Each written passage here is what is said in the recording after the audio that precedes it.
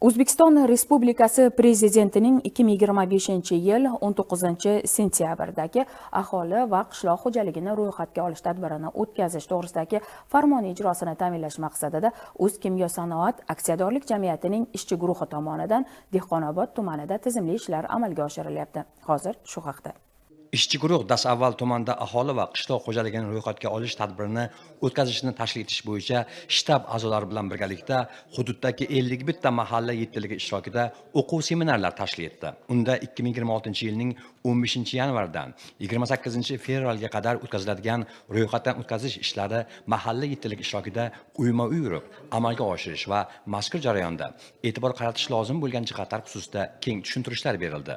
Shuningdek, ishchi guruh a'zolari tuman hokimligida tuzilgan aholini ro'yxatga olish shtabida bo'lib, ushbu muhim tadbirga tayyorgarlik jarayonlari bilan yaqindan tanishishdi. O'zaro muloqot davomida ro'yxatga olish hududdagi real demografik holatni aniqlash, aholi soni, tarkibi va ijtimoiy ko'rsatkichlarni aniqlash muhim bosqich bo'lib, uning samaradorligi, mas'ullar faolligi va hamkorligiga bog'liq ekanligi alohida ta'kidlandi. E'tiborli jihati ushbu ishlarda mahalla faollari, jumladan nuroniylarning ham ishtiroki muhim ahamiyatga ega bo'lyapti.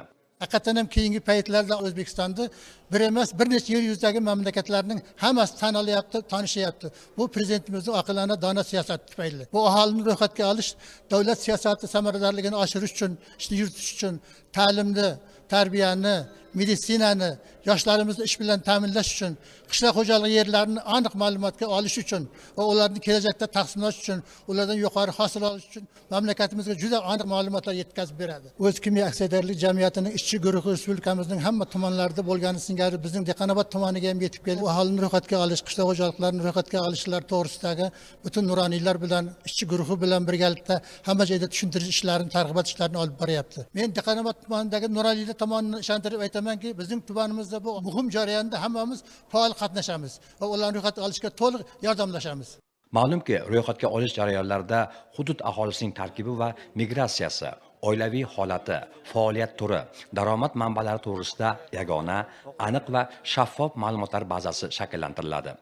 Tumandagi O'zbekiston mahalla fuqarolar yig'inida ayni paytda 664 ta xonadon, 701 ta oila mavjud bo'lib, aholi soni 2963 nafarni tashkil etadi. Mahallaning asosiy drayveri tadbirkorlik, chorvachilik, kovrak yetishtirish va xizmat ko'rsatish sohasi hisoblanadi. E'tiborlisi, keyingi yillarda mahalla aholisi o'rtasida issiqxonalar tashkil etishga ham qiziqish tobora ortib bormoqda. Qatlov jarayonida mahalla yetkaziligi bilan birga xonadonma-xonadon yurib, aholini barcha qatlamlarini ro'yxatga olish va shu bilan birga qishloq xo'jaligidagi mavjud ekinlar, mavjud chorva bosh sonlari, o'sha qishloq xo'jaligidagi birdaniga o'sha hozirda bo'layotgan muammolar, ekin ekish yoki chorva boqishdagi muammolarni ham birdaniga o'rganib, o'sha onlayn platforma orqali ro'yxatga olib kelmoqdamiz. Ro'yxatga olish davomida hududlarda qishloq xo'jaligi yerlaridan foydalanish holati, chorva mollari va parrandalar soni aniqlanadi. Bu orqali qishloq xo'jaligiga yo'naltirilayotgan yillik budjet mablag'larining samaradorligi, sohadagi xizmatlar hajmi va oziq-ovqat xavfsizligini ta'minlash uchun zarur ma'lumotlar yaratiladi. O'zkimyo-sanoat aksiyadorlik jamiyati tumanimizga biriktirilgan bo'lib, jamiyat xodimlari bilan birgalikda tumandagi barcha mahallalarda mahallalar yetkaziligi uchun seminarlar, o'quvlar tashkil etdik. Bugungi kunda 304 nafardan ortiq yetkazilgan a'zolarning hammasi mana shu xatlovni o'tkazish bo'yicha amaliyotga ega bo'ldi. Tumandagi uzoq tog'li hududlarimizda iborat bo'lgan 3 ta mahallamizda mana shu yetkazilgan a'zolarining tajribasini oshirish maqsadida xatlovlarni o'tkazib, xatlov ishlarini yakunladik. Bugungi kunda tumandagi O'zbekiston va Obod mahallalarida ham boshladik. Xatlov ishlarini ham tezda, qisqa kunlarda yakunlab, kelajakda mana shu tumanimizda aholi soni, qishloq xo'jaligi yerlari va boshqa ko'rsatkichlar bo'yicha barchamizda bir xil aniq ma'lumotlarga ega bo'lamiz. Ma'lumot o'rnida mazkur jarayon 2 bosqichda tashkil etiladi. Birinchi bosqich 2026-yilning 15-31-yanvar kunlari fuqarolarning onlayn tizimi yordamida ro'yxatdan olish imkoni yaratiladi. Ikkinchi bosqich esa 2026-yilning 4-28-fevral kunlari davom etib, unda mahalla yetkaziligi a'zolari uyma-uy yurib ro'yxatga olish so'rovnomalarini to'ldiradi.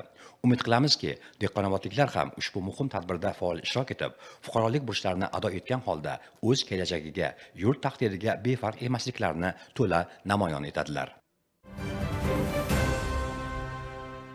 Sizga yetkazmoqchi bo'lgan xabar va yangiliklarimiz shulardan iborat edi. Bizni ijtimoiy tarmoqlardagi rasmiy sahifalarimiz orqali ham kuzatib borishingiz mumkin. Keyingi dasturlarda uchrashguncha omon bo'ling.